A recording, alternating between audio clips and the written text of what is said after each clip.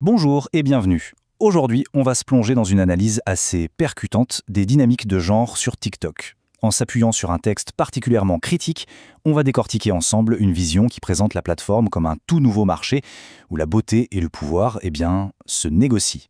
C'est parti. Alors, l'auteur du texte de référence, il ne mâche pas ses mots. Pour lui, TikTok, c'est une vitrine où la beauté n'est pas juste célébrée, non. Elle est, je cite, exhibée comme une marchandise. Cette phrase, elle est assez choc et elle pose vraiment les bases d'une analyse qui dépeint la plateforme comme un véritable marché. Du coup, le texte pose une question centrale, une question qui va nous guider. Est-ce qu'on assiste à une sorte de nouveau contrat, un pacte, non dit, entre l'argent d'un côté et le pouvoir de séduction de l'autre? C'est vraiment cette idée qu'on va explorer tout au long de cette analyse. Première étape de notre décryptage, le marché de la beauté.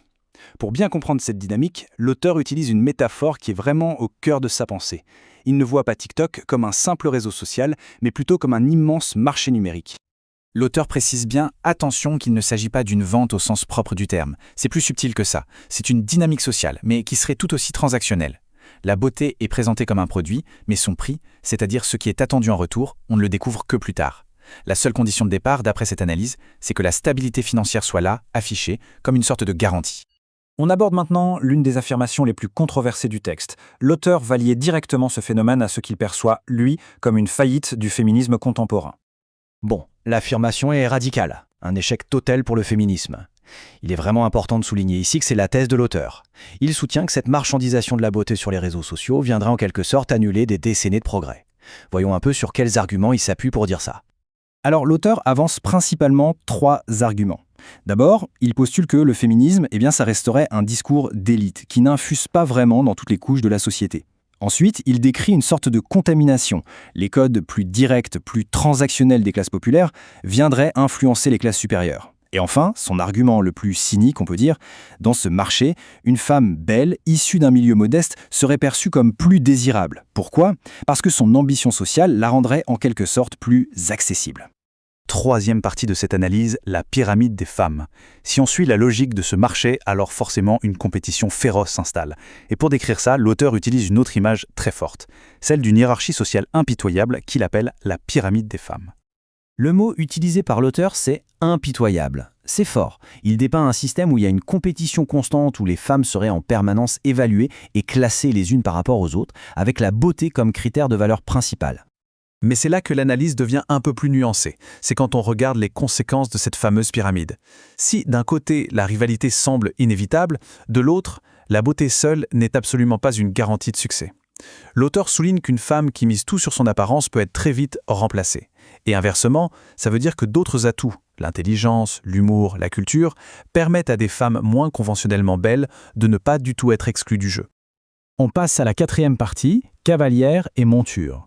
Pour aller encore plus loin et bien définir les rôles de chacun dans ce système, l'auteur propose une autre métaphore, très visuelle et pour le moins audacieuse. C'est celle de la cavalière et de sa monture. La formule, elle est simple, elle est directe et elle frappe, c'est sûr. L'homme est la monture, la femme, la cavalière. Ça établit une hiérarchie et des rôles très très clairs dans la vision de l'auteur.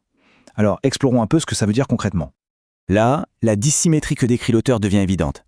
La cavalière peut se servir de l'homme comme d'un moyen d'ascension sociale, un véhicule pour changer de vie.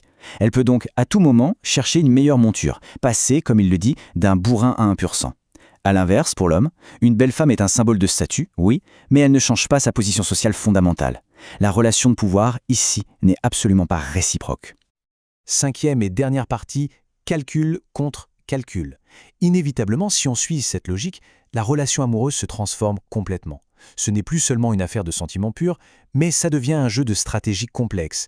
Et l'auteur nomme ça calcul contre calcul. Dans cette vision des choses, les deux parties avancent avec une extrême prudence, en évaluant constamment l'autre.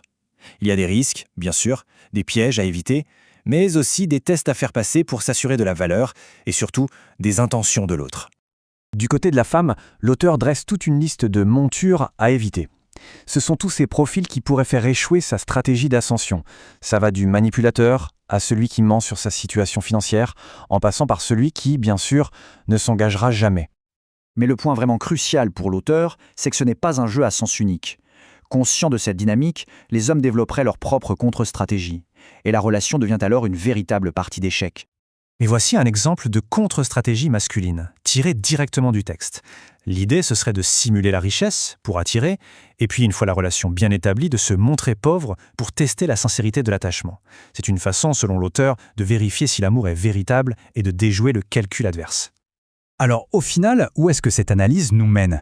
L'auteur conclut que la beauté, qui est tellement exaltée sur des plateformes comme TikTok, est certes une forme de pouvoir pour les femmes, mais c'est un pouvoir extrêmement risqué, précaire, un vrai pouvoir à double tranchant. Et l'auteur termine avec cette question, une question assez provocatrice, qui devient aussi la nôtre.